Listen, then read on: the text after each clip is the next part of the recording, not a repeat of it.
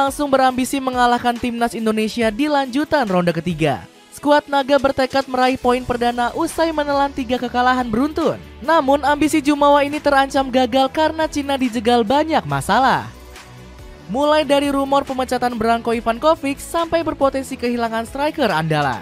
Skuad Naga bahkan gak didukung penuh oleh federasi dan negaranya sendiri. Bagaimanakah kesombongan Cina yang ingin membungkam timnas Indonesia? Semakin hancur di grup C. Cina datang ke ronde ketiga kualifikasi Piala Dunia 2026 dengan mimpi tinggi. Branko Ivankovic berhasrat mengulang sejarah hebat skuad Naga pada 2002 silam. Saat itu pasukan negeri tirai bambu sukses lolos ke gelaran Piala Dunia. Jika Anda bertanya apa yang saya inginkan, saya ingin 30 poin. Tetapi tentu saja ini adalah sepak bola dan kami akan mencoba untuk memulai setiap laga dengan optimisme, ucap Ivankovic. Bahkan pelatih asal Kroasia ini bertekad merombak gaya permainan Cina yang monoton.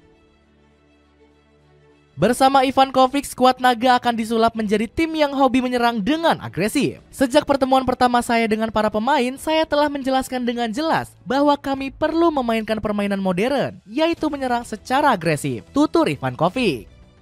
Sayangnya semua janji manis sang pelatih ini justru gagal diwujudkan sama sekali. Cina malah terdampar di jurang klasemen grup C tanpa meraih satupun poin.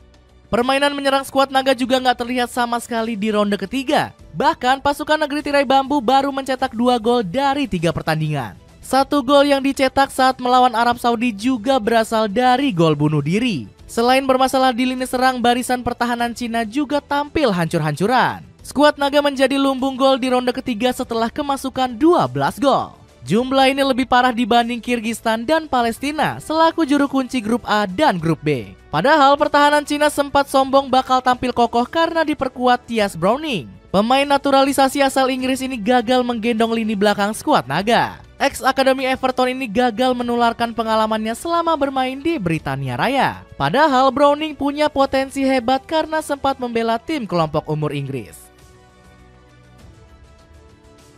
Koar-koar bangkit lawan timnas Indonesia.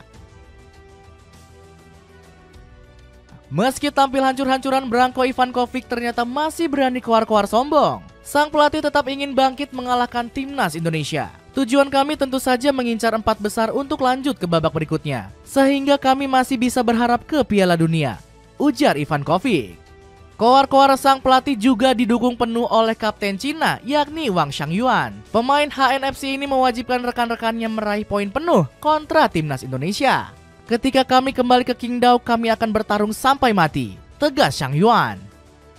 Dukungan dari sang kapten membuat semangat Ivankovic semakin berkobar. Pelatih 71 tahun ini tambah percaya diri karena punya catatan impresif saat bertemu Shin Taeyong. Saat masih melatih Oman, Ivankovic sukses mempermalukan Coach Shin pada 2021 silam. Skuad Teluk Samba berhasil menang 3-1 atas timnas Indonesia dalam partai uji coba. Rekor mentereng Ivankovic juga didukung dengan catatan head-to-head hampir sempurna milik Cina. Selama 17 pertandingan, skuad Naga berhasil meraih 11 kemenangan atas skuad Garuda. Sementara pasukan Merah Putih hanya berhasil 3 kali mengalahkan Cina. Bahkan kemenangan terakhir timnas Indonesia sudah terjadi sangat lampau, yakni pada ajang Kings Cup 1987.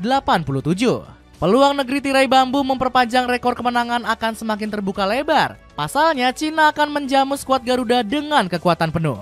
Pasukan Branko Ivankovic diprediksi akan kembali diperkuat Wulei yang sudah kembali pulih. Ex-striker Espanyol ini sempat absen melawan Australia karena masalah cedera. Kehadiran Wulei ini diprediksi bakal membuat netizen negeri tirai bambu sangat bahagia. Pasalnya sang striker bisa menjadi tumpuan utama untuk membobol gawang skuad Garuda. Namun kabar terbaru menyebut jika Wulei diragukan bisa turun melawan timnas Indonesia. Media Jiafeng Daily melaporkan sang striker masih belum sembuh dari cedera. Wulei baru saja menjalani perawatan cedera dan dipastikan gak dapat mengikuti pertandingan melawan Indonesia, tulis media lokal Cina tersebut. Alhasil Cina harus kembali mengandalkan 2 striker naturalisasi, yakni Alan dan Fernandinho. 2 pemain ini bakal menjadi tumpuan Ivankovic untuk menyerang skuad Garuda. Kehadiran Alan dan Fernandinho memang gak boleh diremehkan pertahanan timnas Indonesia. 2 striker ini harus diwaspadai saat melancarkan serangan balik. Pasalnya, Cina selalu punya skema kejutan untuk membobol gawang lawan. Saat melawan Arab Saudi dan Australia, serangan kilat skuad naga sukses menghasilkan gol cepat. Sayangnya Ivan Kovic harus kembali dipusingkan dengan cederanya Fernandinho. Striker yang juga dipanggil Fernando ini akhirnya terpaksa dicoret dari skuad naga. Setelah evaluasi menyeluruh, timnas melakukan penyesuaian personil. Fernando mengalami cedera dan dipastikan tidak dapat bermain melawan Indonesia. Tulis pengumuman Federasi Sepak Bola Cina, CFA. Kehilangan pemain andalan bikin ambisi kebangkitan Cina semakin mustahil terwujud. Sementara, timnas Indonesia justru tambah optimis meraih 3 poin perdana. Pasukan Merah Putih datang ke Qingdao dengan misi balas dendam usai dicurangi Bahrain. Partai melawan Cina bakal dijadikan Shin Tae-yong sebagai ajang pelampiasan. Pelatih asal Korea Selatan ini sempat marah besar saat skuad Garuda dirugikan keputusan wasit. Saya harus memastikan kembali terkait dengan keputusan-keputusan wasit di laga kontra Bahrain. Bila AFC ingin semakin maju, maka keputusan dan kepemimpinan wasit perlu diperbaiki, kecam Shin Tae-yong. Rasa kecewa ini diprediksi bakal membakar semangat Coach Shin menurunkan taktik terbaik. Sementara mental para penggawa skuad Garuda juga nggak goyah. Jay Itzes mengaku sudah move on dari pertandingan Bahrain demi fokus melawan Cina. Hal seperti ini selalu terjadi dalam sepak bola. Kami memang merasa ini seperti kekalahan, tapi kami harus tetap maju untuk menghadapi laga selanjutnya, ungkap Kapten Timnas Indonesia tersebut. Sejalan dengan Itzes, Erick Thohir juga meminta Timnas Indonesia bertarung habis-habisan melawan Cina. Saya minta semua yang ada di dalam Timnas Indonesia harus fokus menatap laga selanjutnya melawan Cina. Buktikan kita bisa curi poin lebih di kandang lawan, ungkap Erick Thohir. PSSI juga sudah mendukung penuh perjuangan Timnas Indonesia melawan Cina. Skuad Garuda diberikan fasilitas kelas atas termasuk menyewa pesawat pribadi. Cara ini terbukti ampuh pasukan Merah Putih memangkas durasi penerbangan ke Cina. Sementara skuad naga malah datang lebih telat akibat naik pesawat komersil. Pasukan Branko Ivan Kovic nggak mendapat dukungan penuh dari CFA. Federasi Sepak Bola Cina ini ogah mengeluarkan uang mahal karena prestasi skuad naga belum maksimal. PSSI juga semakin jor-joran dengan memberikan fasilitas hotel di dekat tempat latihan Timnas Indonesia. Alhasil, skuad Garuda hanya butuh waktu 10 menit untuk menuju area training. Persiapan Jay Itzes dan kawan-kawan juga semakin matang karena bisa beradaptasi dengan cuaca Qingdao. Selain itu, Coach Shin juga nggak dipusingkan dengan pemain yang cedera. Jordi Amat dan Sandy Walsh dikabarkan sudah bisa menjalani sesi latihan ringan bersama tim.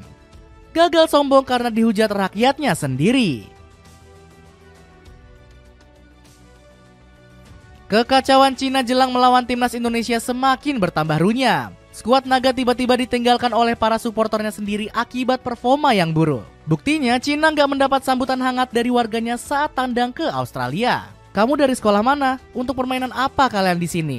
Timnas Cina memang nggak kami akui. Inilah kenyataan yang terjadi, tulis suporter Cina dikutip dari media Nikan Sport. Selain itu, CFA juga bikin keputusan blunder dengan menjual mahal tiket pertandingan. Hasilnya, banyak warga negeri tirai bambu yang ogah mendukung langsung di stadion. Sadar bikin kesalahan, CFA langsung banting harga dengan memberikan diskon besar-besaran. Sayangnya, cara ini nggak mempan karena warga Cina sudah terlanjur sakit hati. Skuad naga juga semakin kena mental usai diolok-olok media negeri tirai bambu sendiri. Salah satunya ada kanal berita Global Times yang murka dengan kekalahan dari Australia. Timnas Cina kembali menderita kekalahan tandang 3-1 kontra Australia. Ini adalah kekalahan ketiga berturut-turut bagi skuad Branko Ivan Kovic yang terlihat gak semangat, tulis Global Times. Media Xinhua juga menghujat performa skuad asuhan Branko Ivan Kovic saat melawan Australia. Cina kembali menderita kekalahan memalukan melawan Australia dengan skor 3-1. Padahal Cina mampu mengejutkan tuan rumah dengan mencetak gol terlebih dahulu, tulis Xinhua.